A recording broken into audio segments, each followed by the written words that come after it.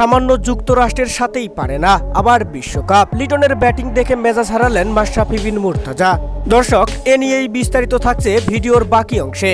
দর্শক, টি-20 বিশ্বকাপের আগে নিজেদের অবস্থা জানিয়ে নিতে যুক্তরাষ্ট্রের বিপক্ষে 3 ম্যাচের টি-20 সিরিজ খেলছে টাইগার ক্রিকেটাররা।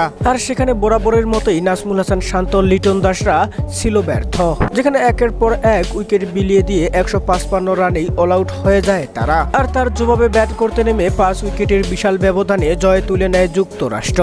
তবে এখন প্রশ্ন উঠেছে, বারবার লিটন দাসকে কেন খেলানো হচ্ছে, যেখানে জিম্বাবুয়ের মতোই বরাবরই ব্যর্থ লিটন। করেছেন 15 বলে এদিন 14 রান। আর সামান্য একটি দল যে কিনা জিম্বাবুয়ের ধারের কাছে নয়, তাদের বিপক্ষে লিটনের এমন অবস্থা। এমনকি এটা দেখার পর মেজাজ হারিয়ে মাশরাফি বলেন, ওকে বিশ্বকাপ দলে নেওয়ার দরকার নেই, দেশে পাঠিয়ে দেওয়াই ভালো হবে। তো দর্শক, বরাবরের মতো ব্যর্থ লিটনকে নিয়ে আপনাদের মন্তব্য কি জানিয়ে দিন আমাদের ভিডিওর কমেন্ট বক্সে।